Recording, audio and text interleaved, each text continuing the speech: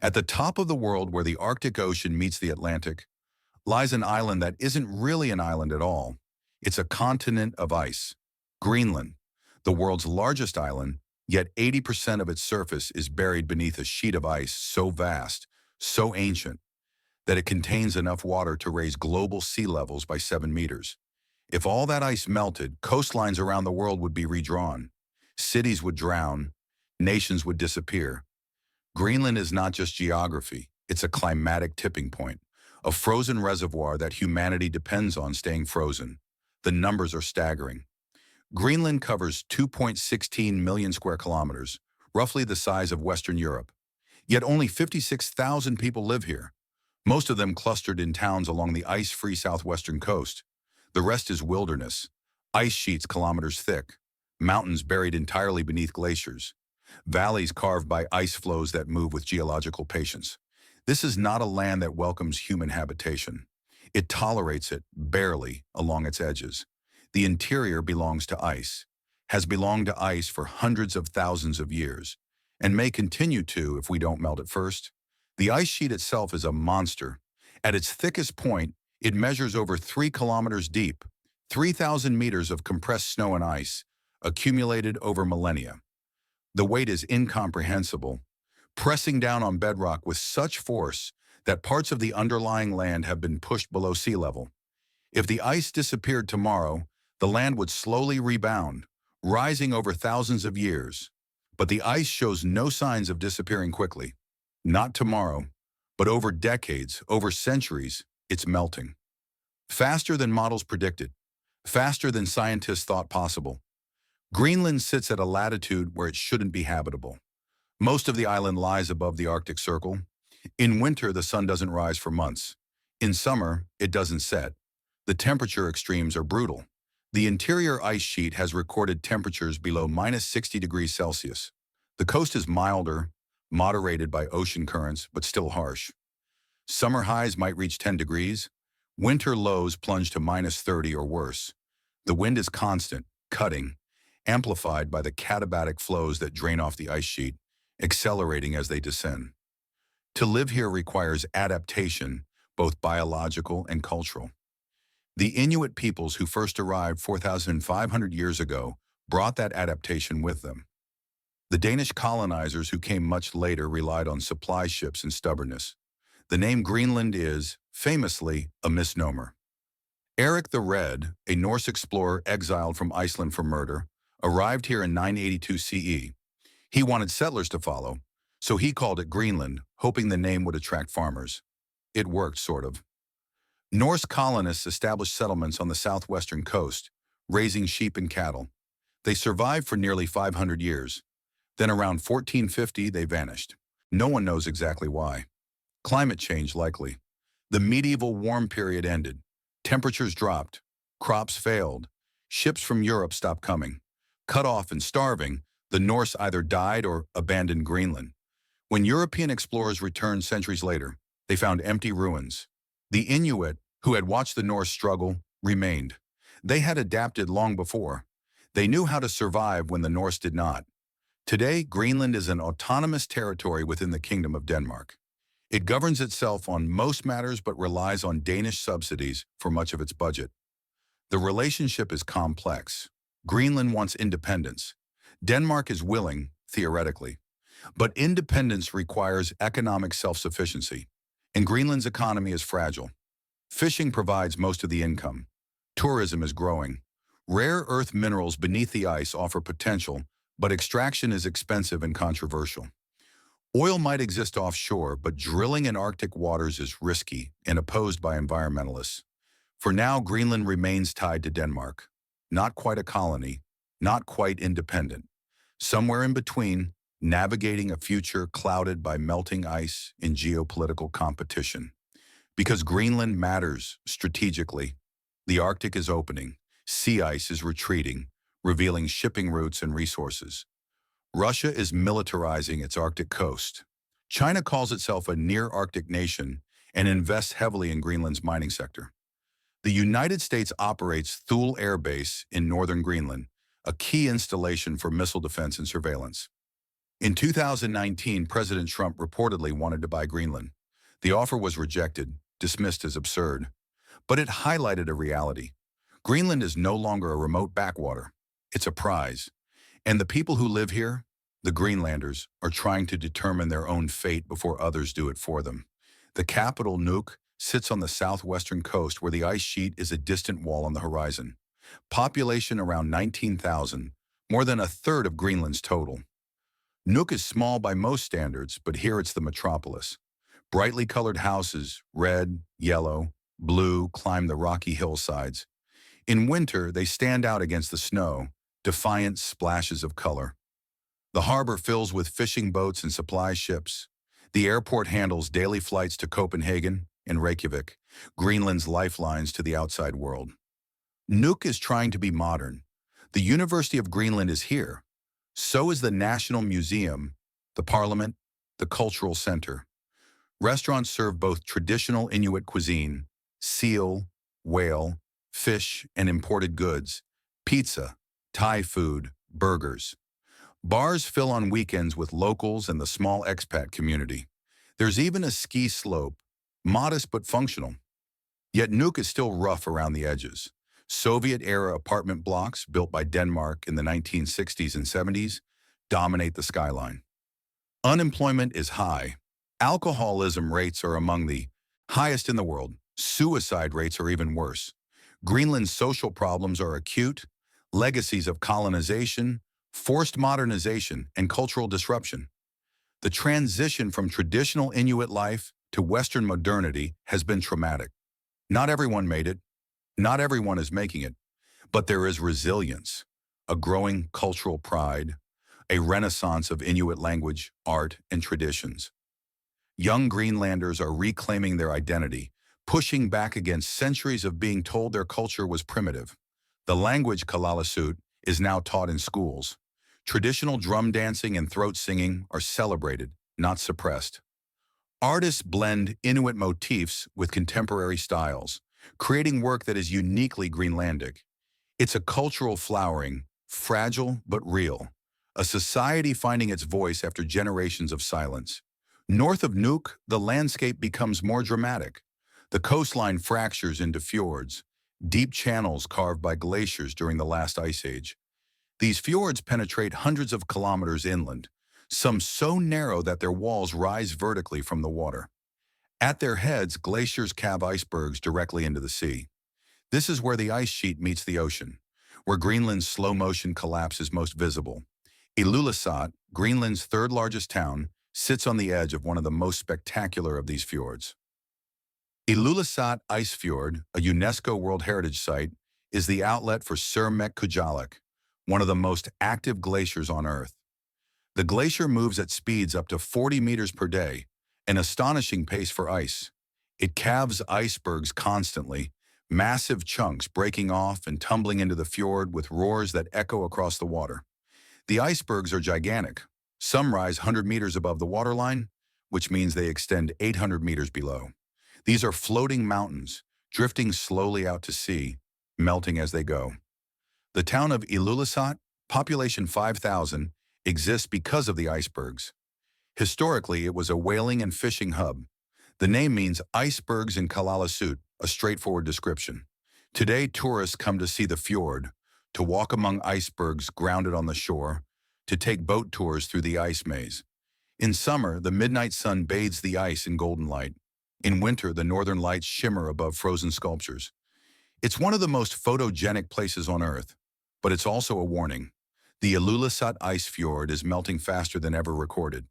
Qaanaaq has retreated kilometers in recent decades. The icebergs it produces are smaller than they once were. The glacier is thinning. Scientists monitor it constantly, using satellites, GPS sensors, and time-lapse cameras. The data is unequivocal. The glacier is losing mass, and it's accelerating. Meltwater from the surface drains to the base, lubricating the ice, allowing it to slide faster toward the sea. The faster it moves, the more it calves. The more it calves, the more ice is lost. It's a feedback loop, and it's happening across Greenland. Walking along the Ilulissat boardwalk, a wooden path that winds along the fjord's edge, you see the evidence. Icebergs in every imaginable shape, arches, spires, tables. Some are white, aerated ice full of air bubbles. Others are deep blue, compressed ice so dense it looks like glass. A few are black, stained with volcanic ash or sediment. They drift slowly, pushed by currents and wind. Sometimes they collide, grinding against each other with sounds like thunder. Sometimes they calve further, chunks splitting off and crashing into the water. The scale is overwhelming. You feel small, irrelevant, a brief observer of processes that have been unfolding for millennia. But the processes are changing. The icebergs are still beautiful. The fjord is still spectacular. But the system is destabilizing. What took thousands of years to build is unraveling in decades. And once it starts, stopping it may be impossible. Greenland's ice sheet is not a static object. It's a dynamic system, sensitive to temperature. Warm it and it melts. Melt it and it warms faster. The ice reflects sunlight, keeping temperatures cool. Bare rock and water absorb heat. The more ice that melts, the more heat is absorbed, accelerating further melting. We're pushing the system toward a tipping point. In Ilulissat Ice Fjord is the canary in the coal mine. North of Ilulissat lies Disco Bay, a vast body of water filled year-round with icebergs. The bay is one of the most productive ecosystems in the Arctic. The cold, nutrient-rich waters support abundant plankton. The plankton feed fish. The fish feed seals, whales, and seabirds. Humpback whales migrate here every summer, gorging on capelin and krill. Fin whales, the second largest animals on Earth, cruise through the icy waters, filtering tons of food daily.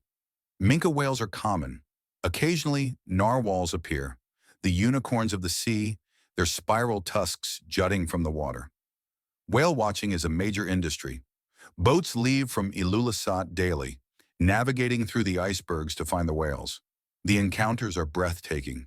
A humpback surfaces alongside the boat, exhaling a plume of mist that smells of fish. Its barnacle-encrusted skin glistens. It dives, its massive tail lifting clear of the water, droplets catching the light. Minutes later, it surfaces again, farther away. The whales are indifferent to the boats. They have their own agendas, feeding, migrating, living lives we can barely comprehend. We watch briefly, then they disappear into the blue. The town of Qeqertarsuaq on Disco Island is a research hub. The Arctic Station, operated by the University of Copenhagen, has been studying the region's ecology since 1906. Scientists come here to study everything from glaciology to marine biology to climate change. The island is a living laboratory. Glaciers are melting, permafrost is thawing, new plant species are appearing, moving. North as temperatures warm. The changes are visible within a single lifetime. Researchers who studied here in the 1980s return today and barely recognize the place. On the island's northern coast, basalt cliffs rise hundreds of meters from the sea. These cliffs are columnar basalt, hexagonal formations created when lava cooled evenly. They look artificial, too geometric to be natural. But they're the product of volcanic eruptions that happened 60 million years ago when Greenland was drifting away from North America, the Atlantic opening. The basalt is part of a massive volcanic province that extends to Iceland and Scotland. It's a reminder that Greenland's geology is ancient, complex, and connected to forces that operate on continental scales. East Greenland is even more remote. Fewer towns, harsher conditions. The coast here faces the polar ice pack, sea ice that drifts south from the Arctic Ocean. In winter, the ice locks the coast entirely. Ships can't reach the settlements. Supplies must be flown in or sledded across the ice. The largest town, Tasiilaq, population 2,000, is accessible only by helicopter or boat. There's no road, no harbor that doesn't freeze. Life here is isolated even by Greenlandic standards. Yet people live in Tasiilaq because they always have. The area is rich in wildlife. Seals, polar bears, Arctic foxes. The hunting is good when the weather allows. The town is traditional in many ways. Dog sledding is still common. Hunters still pursue seals on the ice, using techniques unchanged for centuries. In summer, they fish. In winter, they hunt. It's a subsistence lifestyle, supplemented by government support in small-scale tourism. The cash economy exists, but it's secondary. What matters is food, warmth, and community. The hunters of East Greenland are experts. They read ice conditions instinctively, knowing which ice is safe and which will break. They track animals across a featureless snow, following signs invisible to outsiders. They build sleds that can withstand Arctic conditions and train dog teams that work in temperatures where machines fail. This knowledge is millennia old, refined over generations. It's practical, detailed, and entirely oral. No books, no schools, just direct teaching and experience. And it's disappearing. The young are less interested in hunting. They want jobs, internet, modern life. The old hunters worry. Who will know how to survive when the money runs out, when the supply ships stop coming? The knowledge is dying with them. North of the Arctic Circle, Greenland becomes even more extreme. The town of Upernavik, latitude 72 degrees north, is one of the northernmost settlements. In winter, the sun doesn't rise from November to January. Polar night. The darkness is total, broken only by moonlight, stars, and the occasional aurora. People cope in different ways. Some embrace it, finding beauty in the stillness. Others struggle, depression deepening as the days stay dark. Suicide. Rates spike in winter. Alcoholism worsens. It's a brutal season, testing everyone. But summer compensates. From May to July, the sun never sets. Midnight sun. The town buzzes with activity. Hunters prepare boats and equipment. Fishermen work around the clock. Children play outside at 2 a.m. The sky still bright. Sleep becomes optional. People are energized, making up for the dark months. The transformation is striking. The same people who seemed defeated in February are vibrant in June. The light returns and so does hope. Further north still lies Qaanaaq, the northernmost town in Greenland. Population around 600. These are the Polar Inuit, descendants of the last wave of migration from Canada 800 years ago. They call themselves Inuit, the great people. For centuries, they were the most isolated humans on Earth. They had no contact with other Inuit groups, no knowledge of Europeans. They believed they were the only people in the world. Then in 1818, a British expedition led by John Ross arrived. The Inuit were astonished. They thought they were alone. The British were equally surprised. They had found people living at the edge of survivability. The Polar Inuit adapted to conditions no one else could tolerate. They hunted polar bears and seals on the ice. They built igloos when traveling, snow houses that could be erected in an hour, and kept warm with seal oil lamps. They made every tool from animal parts. Bone harpoons, sinew thread, skins for clothing and boats. They survived because they wasted nothing and feared nothing. The cold? Dress properly. The dark? Wait for the sun. The isolation? You have your family. What else do you need? Today, Qaanaaq is changing. The ice is less reliable. Polar bears are harder to find. Seals are moving north, following the retreating ice. The traditional hunting economy is under pressure. The young are leaving, moving to larger towns where there are jobs and services. The population is aging. The knowledge is fading. In a generation, the old ways may be lost. Not because they're inferior, but because the world they were designed for is disappearing. The ice that sustained the Polar Inuit for 800 years is melting. And when it's gone, what will replace it? The ice sheet itself, the vast interior, is virtually uninhabited. Only research stations dot its surface. Summit Station, at the highest point of the ice sheet, 3,200 meters above sea level, is staffed year-round by a rotating crew of scientists. They drill ice cores, extracting cylinders of ice that contain a record of Earth's climate, going back hundreds of thousands of years. Each layer of ice is a year of snowfall. Trapped within are air bubbles, samples of ancient atmospheres. By analyzing the isotopes and gases, scientists reconstruct past temperatures, CO2 levels, and climate patterns. The ice cores tell a story of ice ages and warm periods, of rapid shifts and slow cycles, and they tell us that what we're doing now is unprecedented. CO2 levels are higher than they've been in 800,000 years. Temperatures are rising faster than any natural cycle. We're in uncharted territory, and Greenland's ice sheet is the evidence. The Inuit did not arrive in Greenland by accident. They came pursuing survival. Around 2500 BCE, the first wave, known as the Independence One culture, crossed from Canada via the frozen channels between Arctic islands. They hunted muskoxen and seals in the far north. They survived for centuries, then vanished, possibly wiped out by a cold period that made even their formidable adaptations insufficient. A second wave, the Sakak culture, arrived around 2500 BCE in southern Greenland. They lasted longer, over 2,000 years. Then they too disappeared. Finally, around 1300 CE, the Thule people arrived, the direct ancestors of today's Greenlanders. They brought new technologies, larger boats, more efficient harpoons, dog sleds. They spread rapidly across Greenland, displacing or absorbing earlier inhabitants. When Europeans arrived in the 18th century, the Thule were the only indigenous people left. The Inuit relationship with the Arctic is not one of conquest but of negotiation. The land is too harsh to dominate, the cold too severe to ignore. Survival required observation, adaptation, and respect. The Inuit became experts at reading their environment. They could predict weather by observing clouds, wind, and animal behavior. They knew which ice was safe to travel on and which would break. They understood the migration patterns of seals, whales, and caribou. This knowledge was accumulated over generations, refined through trial and error, and passed down through stories and direct experience. Central to Inuit culture is the concept of sila, which means both weather and consciousness. The Inuit did not separate the natural world from the spiritual. The weather was alive, in a sense.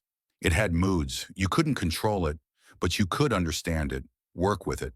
To ignore sila was to court disaster. To respect it was to survive.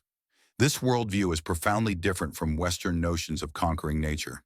The Inuit never sought to conquer. They sought to coexist. And for thousands of years it worked. The arrival of Danish colonizers in the 18th century disrupted everything. Denmark claimed Greenland in 1721, establishing missionary settlements to Christianize the Inuit. The missionaries were largely successful.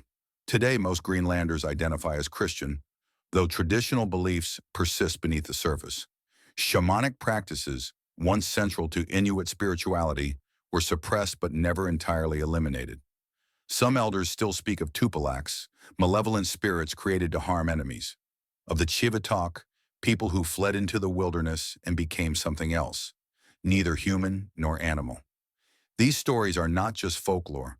They're part of a worldview that sees the boundary between human and nature as permeable. Danish. Colonization brought other changes: trade goods, guns, alcohol. The introduction of firearms revolutionized hunting. A hunter with a rifle could kill a seal from a distance, far more efficiently than with a harpoon. But it also made hunting easier for the unskilled, reducing the need for traditional expertise. And the trade economy that followed made Greenlanders dependent on imported goods. Flour, sugar, tea, things they'd never needed before, became necessities.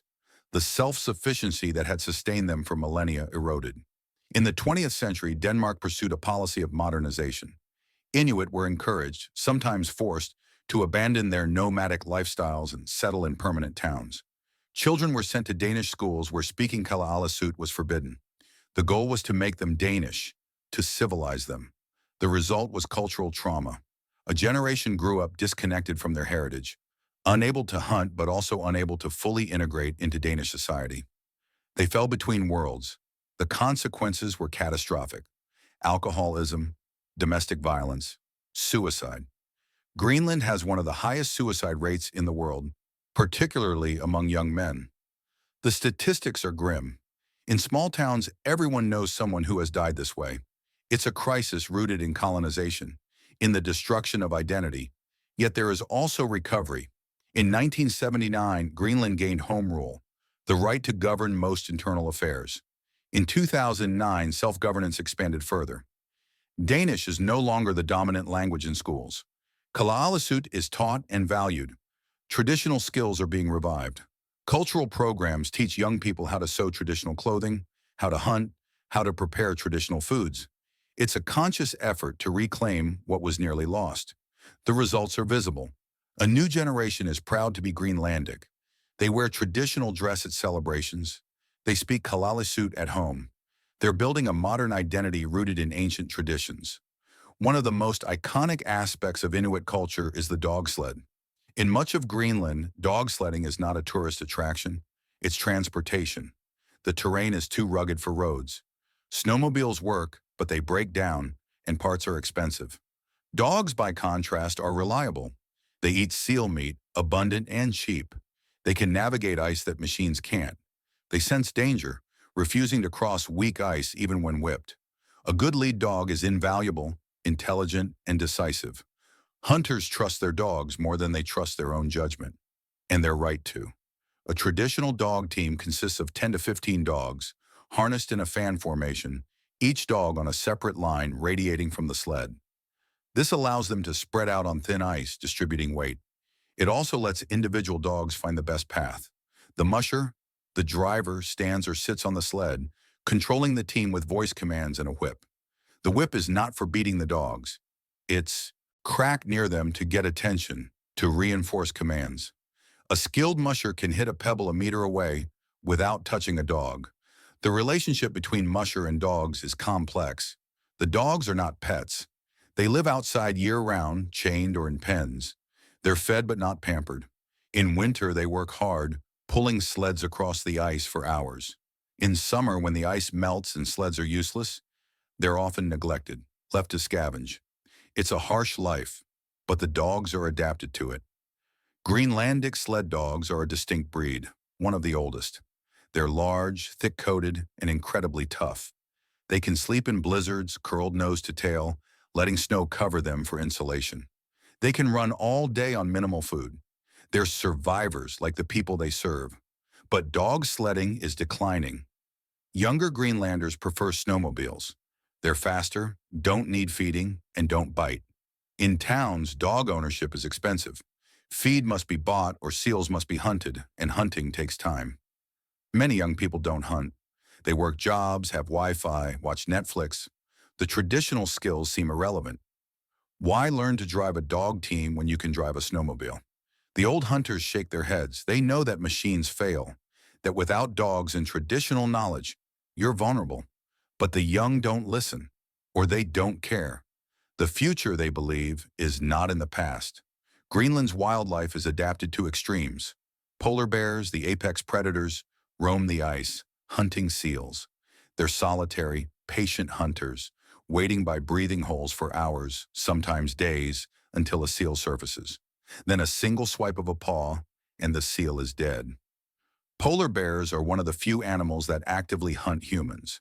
Not frequently, but it happens. In Greenland, hunters carry rifles when traveling on the ice. A polar bear can kill a human in seconds. There's no warning, no chance to run. You see it, you shoot it, or you die. Seals are the foundation of the Arctic ecosystem. Ringed seals, the smallest, are the most common. They live under the ice, maintaining breathing holes that they protect fiercely. Bearded seals, much larger, prefer the ice edge. Harp seals migrate through Greenland's waters in massive herds. Hooded seals, named for the inflatable nasal sac males use to attract mates, are less common but prized by hunters for their thick skin. Seals provide everything: meat for humans and dogs, blubber for fuel, skins for clothing and boats. Without seals, Inuit life would have been impossible. Walruses, massive and tusked, haul out on rocky shores and ice floes in huge colonies.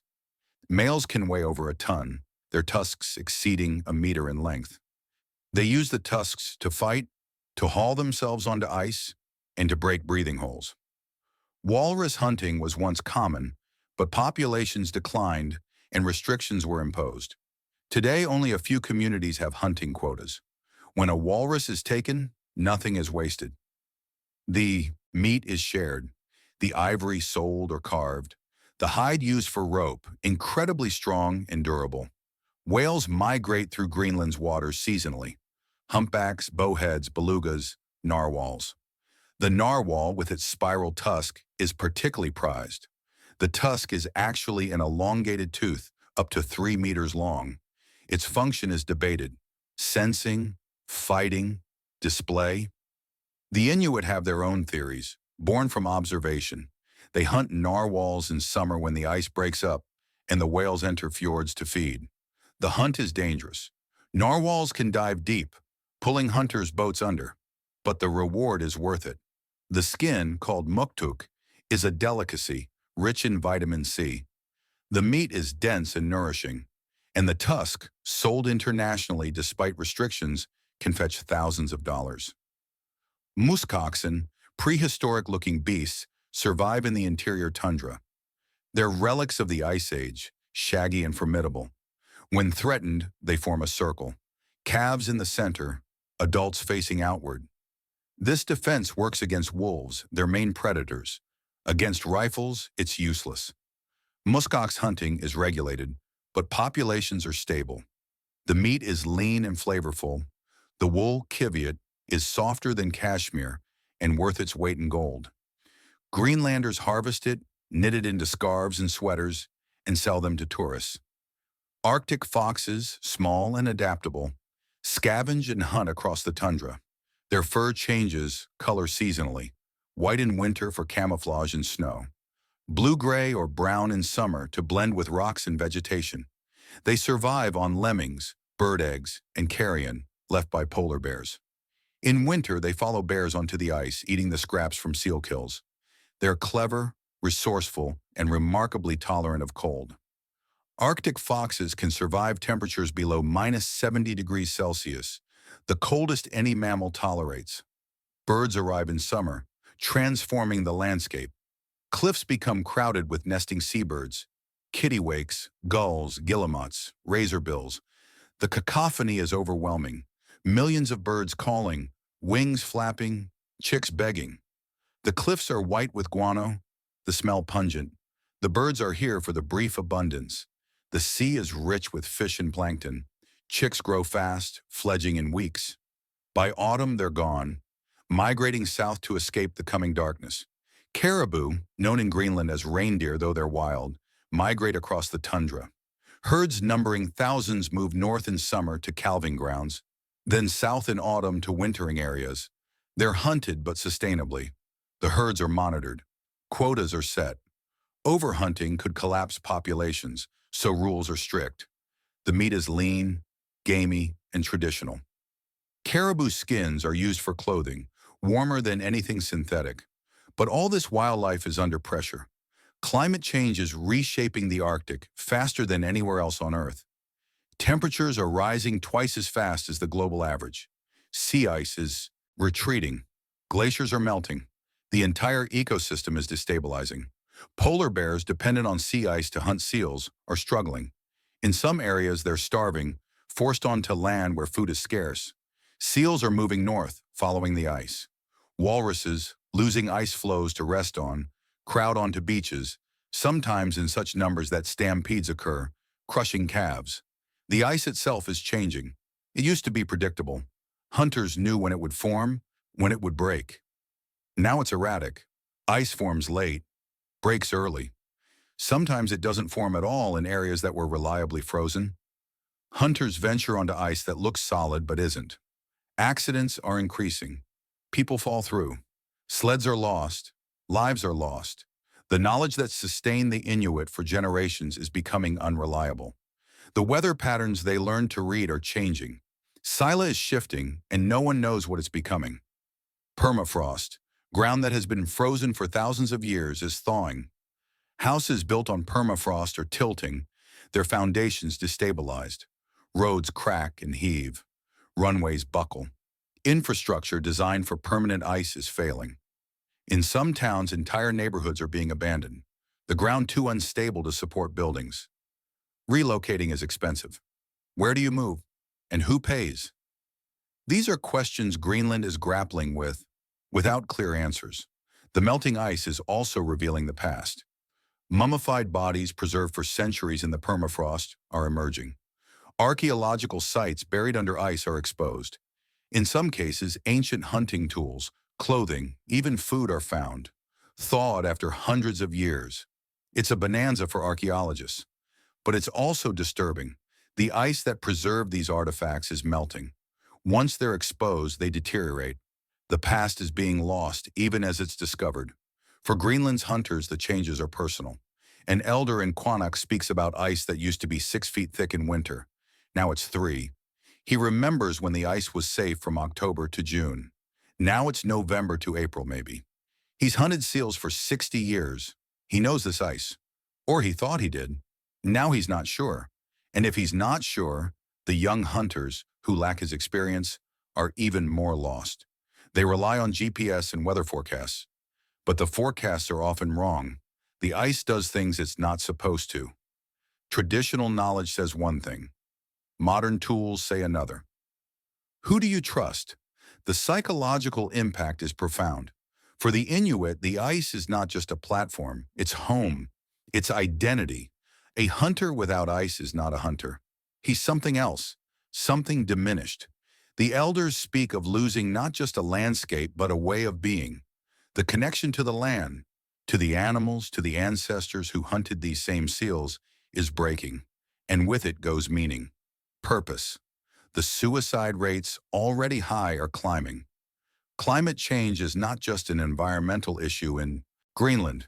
It's an existential crisis. Yet there is adaptability. The Inuit have always adapted. They adapted to the arrival of Europeans, to guns and Christianity, to motorboats and snowmobiles. They'll adapt to this too. But the question is, at what cost? How much can a culture change before it becomes something else? Before the connection to the past is severed? There's a balance. Embrace the new while honoring the old. Use technology but retain traditional skills. Speak English, but don't forget Ilulissat. It's a tightrope. And Greenland is walking it, knowing that a fall in either direction means loss. Fishing has replaced hunting as the economic mainstay for many communities. Greenland's cold waters are rich in shrimp, halibut, and cod. The fishing industry employs thousands and provides most of Greenland's export income. But overfishing is a risk. Quotas are supposed to prevent it, but enforcement is weak. Illegal fishing by foreign vessels is common. The waters are vast, the Coast Guard's small. Trawlers from Europe and Asia fish illegally, taking shrimp and cod that should go to Greenlanders. It's a new form of colonization, not land, but resources. And Greenland, with its small population and limited capacity, struggles to defend what's theirs. Tourism is the other growth industry. Visitors come for the icebergs, the whales, the northern lights, the remoteness. They pay well. A week-long trip can cost $5,000 or more. That money, if it stays in Greenland, could transform the economy. But much of it doesn't. Tour operators are often foreign-owned. Guides are imported. Accommodations are basic, and profits go elsewhere. For tourism to benefit Greenlanders, they need to own it, to control it. That requires investment, training, infrastructure. It's happening slowly. Greenlandic-owned tour companies are starting. Local guides are being trained, but it's a long process. And in the meantime, the landscape that attracts tourists is changing. The glaciers they come to see are melting. The icebergs are smaller. The sea ice is retreating. Tourism is selling a landscape that's disappearing. It's a paradox, and no one knows how to resolve it. Greenland's path to independence is complicated by geology. Beneath the ice and rock lie vast mineral deposits. Rare earth elements, essential for smartphones, wind turbines, and electric vehicles. Zinc, gold, rubies, oil and gas, possibly offshore. For decades, these resources were theoretical. Extraction was too expensive, the infrastructure non-existent. But as global demand rises and technology improves, mining is becoming viable. And suddenly, Greenland is attractive, not for its ice, for what's beneath it. The town of Nuuk in southern Greenland sits near Kvanefjeld, a mountain containing one of the world's largest rare earth deposits. A Chinese company has been seeking permission to mine it for years. The project would bring jobs, money, infrastructure. It would also bring environmental risks. Rare earth mining produces radioactive waste. Kvanefjeld contains uranium mixed with the rare earths. Processing would require separating them, creating tailings that need to be stored forever. The local population is divided. Some see economic opportunity, a chance to reduce dependence on Denmark. Others see disaster, pollution that would poison the land and water. Fishing, which sustains the South, would be threatened. Is it worth it? No one agrees. In 2021, a Greenlandic election turned on this issue. The pro-mining party lost. The anti-mining party won. The Kvanefjeld project was halted, at least temporarily. It was a statement. Greenland is not for sale, not to China, not to anyone. But the debate isn't over. The resources are still there. The demand is still growing. And Greenland needs money. Independence requires economic self-sufficiency. Right now, Denmark provides about half of Greenland's public budget, around $600 million annually. Without that, schools, hospitals, and infrastructure would collapse. Mining could replace Danish subsidies. But at what cost? The geopolitical stakes are rising. Greenland sits between North America and Europe, commanding the North Atlantic and Arctic routes. During the Cold War, the United States built Thule Air Base in northwest Greenland, an early warning radar station designed to detect Soviet missiles. The base is still active, now monitoring space debris and missile threats. The U.S. lease is with Denmark, not Greenland, but Greenland could revoke it if it gains full independence. That makes Greenland strategically important to the United States, which explains Trump's 2019 offer to purchase the island. The offer was ridiculous to Greenlanders and Danes alike, but it highlighted American anxieties. China is investing heavily in Greenland's mining sector and funding infrastructure projects. Russia is militarizing the Arctic, reopening Soviet-era bases. If Greenland aligns too closely with China, it could shift the balance of power in the Arctic. The United States can't allow that. So American diplomats are paying attention to Greenland in ways they never did before, offering aid, funding projects, opening a consulate in Nuuk, reasserting influence. Denmark is in an awkward position. It wants Greenland to be independent, theoretically. The colonial relationship is embarrassing in the 21st century, but Denmark also benefits. Greenland's territory extends Denmark's claims in the Arctic, including potentially lucrative seabed resources. And Denmark doesn't want Greenland to become a Chinese or Russian client state, so Denmark continues funding Greenland while encouraging independence. It's a contradictory policy, and everyone knows it, but no one has a better alternative. For Greenlanders, the question is not just independence, but what kind of independence? Do they align with the West, accepting American influence in exchange for security and investment? Do they pursue neutrality, balancing between powers and maximizing autonomy? Or do they accept Chinese investment, risking Western backlash, but gaining infrastructure and jobs? There's no consensus. The population is small, the stakes enormous. Every decision feels outsized. Complicating matters is internal division. Greenland is not homogeneous. The West Coast, where most people live, is relatively developed. The East and North are isolated, poorer, more traditional. Southern Greenland, with its sheep farms and milder climate, has different priorities than the hunting communities of the far north. Urban Greenlanders, especially the young, want modern services and connectivity. Rural Greenlanders want to maintain traditional lifestyles. Bridging these divides is difficult. Independence, if it comes, must work for all Greenlanders, not just the capital. Education is another challenge. Greenland's school system, inherited from Denmark, is struggling. Dropout rates are high. Literacy and numeracy levels lag behind Western standards. Many students graduate without skills for modern employment. Yet traditional skills, hunting, fishing, dog sledding, are not taught systematically. Students fall between worlds, prepared for neither modern jobs nor traditional lifestyles. Reform is needed. But how? Denmark wants Greenland to adopt Danish curricula. Many Greenlanders want education rooted in Inuit culture, taught in Ilulissat. Finding a balance is proving difficult. Healthcare is similarly strained. Greenland has a few hospitals, but they're in larger towns. Remote communities rely on small clinics staffed by nurses. Serious cases require evacuation by helicopter, weather permitting. Mental health services are minimal.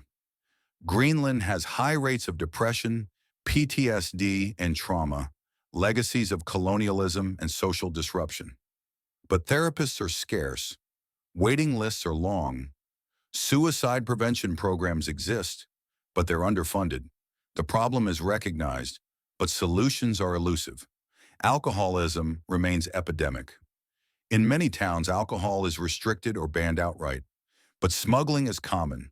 Home brewing is widespread. The social costs are staggering. Domestic violence, child neglect, lost productivity. Entire families are trapped in cycles of addiction and dysfunction. Some communities are experimenting with traditional healing practices, integrating Inuit spirituality with modern treatment. Results are mixed. Addiction is a disease, but it's also a symptom of trauma, of disconnection, of loss. Until those underlying wounds heal, the alcohol will remain. Yet for all the challenges, there is hope. A new generation of Greenlanders is emerging. They're educated, connected, and proud. They speak multiple languages, Ilulissat, Danish, English. They're comfortable with technology, but also value tradition. They hunt with their fathers and then post photos on Instagram. They're building businesses, creating art, writing music. They're telling Greenland's story in their own voices, not waiting for outsiders to do it. Greenlandic music is having a moment. Hip-hop and rock bands sing in Ilulissat, blending modern genres with traditional throat singing and drum dancing. The lyrics address social issues, identity, climate change, mental health. The music resonates locally and internationally. It's a cultural export, putting Greenland on the map in ways tourism and fishing never could. And it's entirely Greenlandic, authentic, raw, and unapologetic. Film and literature are also flourishing. Greenlandic filmmakers are producing documentaries and dramas that explore life in the Arctic. Writers are publishing novels and poetry in Ilulissat in Danish. The stories are uniquely Greenlandic, grappling with themes of identity, colonization, and survival. They're finding audiences in Scandinavia, Europe, and beyond. Greenland is no longer just a place people visit. It's a culture producing art that the world wants to experience. The arts are not just entertainment, they're resistance. For decades, Greenland's narrative was defined by others: Danish colonizers, foreign explorers, anthropologists studying the exotic Eskimos. Greenlanders were subjects, not authors. That's changing. Now Greenlanders are telling their own stories, defining their own identity, claiming their place in the world on their own terms. It's a form of decolonization as important as political independence. Language revitalization is central. Ilulissat was suppressed for generations. Speaking it was punished in schools. Danish was the language of power, education, and success. Many Greenlanders internalized this, believing their language was inferior. But that's shifting. Ilulissat is now the official language. It's taught in all schools. Government business is conducted in it. Media broadcasts in it. It's not just a language. It's a symbol, a declaration that Greenlandic culture is valid, valuable, and worth preserving. But revitalization is hard. Ilulissat is a complex language, full of suffixes that agglutinate to create words that express entire sentences. Learning it as an adult is difficult. Many young Greenlanders speak Danish or English more fluently than Ilulissat. They understand it, but struggle to speak it well. Their children, the next generation, may lose it entirely. Linguists are working to prevent this. Immersion programs, online courses, apps and games in Ilulissat. It's a race against time. Every elder who dies takes irreplaceable knowledge with them. The climate crisis looms over everything. Greenland is ground zero. The ice is melting faster than predicted. Tipping points may already be crossed. The ice sheet is losing an estimated 280 billion tons of ice per year. That's accelerating. The meltwater flows into the ocean, raising sea levels globally. Low-lying nations, Bangladesh, the Maldives, Pacific Islands, are flooding. Their people are becoming climate refugees, and the cause, in part, is Greenland's melting ice. Ironically, Greenland is not the primary culprit. Its per capita emissions are low. The vast majority of the CO2 causing the melting was emitted elsewhere, by industrialized nations burning fossil fuels. Yet Greenland bears the consequences. The ice that defined the island for millennia is disappearing. The wildlife is struggling. The hunters are losing their way of life. And the world expects Greenlanders to accept this, to adapt, to sacrifice their culture for a crisis they didn't create. There is anger about this, a sense of injustice. Developed nations cause climate change. They got rich doing it, and now they lecture Greenland about sustainability. They oppose mining projects that could lift Greenlanders out of poverty. They restrict hunting of seals and whales, even though Inuit subsistence hunting has negligible impact compared to industrial fishing. They visit as tourists, flying in carbon-intensive planes to see the pristine Arctic. The hypocrisy is not lost on Greenlanders, yet there is also pragmatism. Anger doesn't stop the ice from melting. Greenland must adapt. The question is how. Some see opportunity. The melting ice reveals land previously buried. Some of it is arable, at least seasonally. Vegetables, potatoes, even grains can now be grown in southern Greenland. Farming, impossible a generation ago, is becoming viable. It's not enough to sustain the population, but it's a start. A diversification. The retreating ice also opens sea routes. The Northwest Passage through the Canadian Arctic archipelago is becoming ice-free in summer. So is the Northern Sea Route along Russia's Arctic coast. These routes cut weeks off shipping times between Europe and Asia. Greenland sits at the junction of these routes. Ports could be built, fuel and supply stations established. Greenland could become a hub for Arctic shipping. The economic potential is significant, but so are the risks. Increased shipping means pollution, accidents, oil spills. The Arctic is fragile. A spill in these cold waters would be catastrophic, the oil persisting for decades. Tourism will grow, inevitably. People want to see the ice before it's gone, to witness the polar bears, the northern lights, the glaciers. Greenland can accommodate them, but carefully.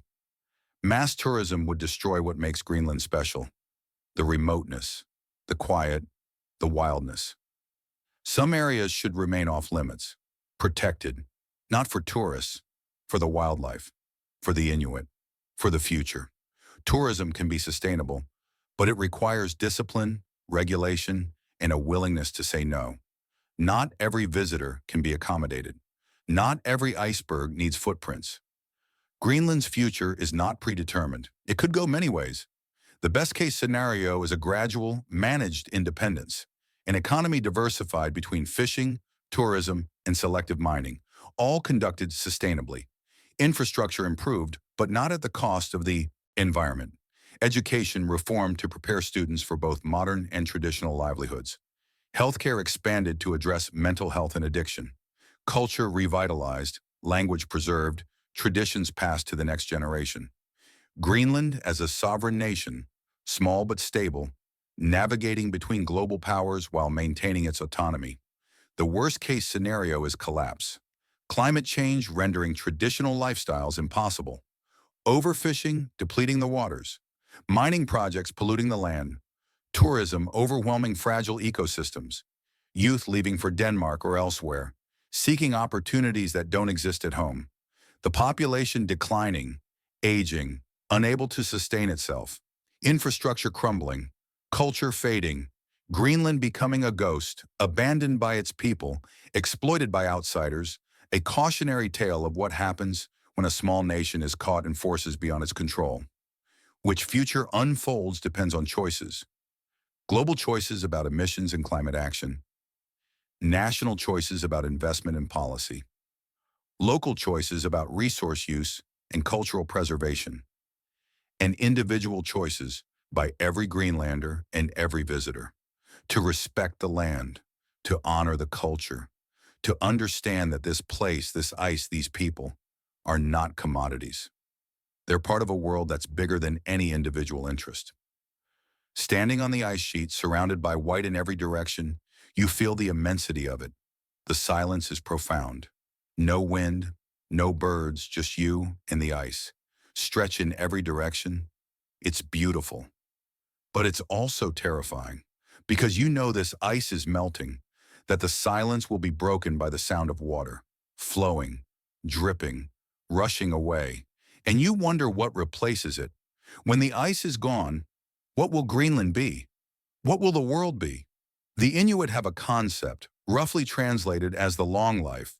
It means thinking beyond your own existence, considering the consequences of your actions on the seventh generation, making choices that honor the past and protect the future. It's a philosophy born from living in a place where mistakes are fatal, where short-term thinking means starvation, where the community's survival depends on every member acting responsibly. The world could learn from this. We've been living as if there is no seventh generation, as if resources are infinite and consequences don't matter. But they do. The ice proves it. It's melting because of choices made decades ago, and it will continue melting because of choices we make now. The impacts will ripple through centuries. Our grandchildren's grandchildren will inherit the world we create. What will we leave them? An ice sheet or a memory? A living Arctic or a graveyard? Greenland is the Arctic's beating heart. It regulates climate. It sustains ecosystems. It's home to a culture that has thrived in extremes for millennia. Losing it is not an option. Not for the Inuit, not for the polar bears, not for the world. The ice reflects sunlight, keeping the planet cool. The glaciers store water, regulating sea levels. The ecosystems support biodiversity found nowhere else. Greenland is not peripheral, it's central, and its survival is tied to ours. But survival requires action, reducing emissions, protecting ecosystems, supporting indigenous communities, respecting sovereignty. These are not abstract goals. They're necessities.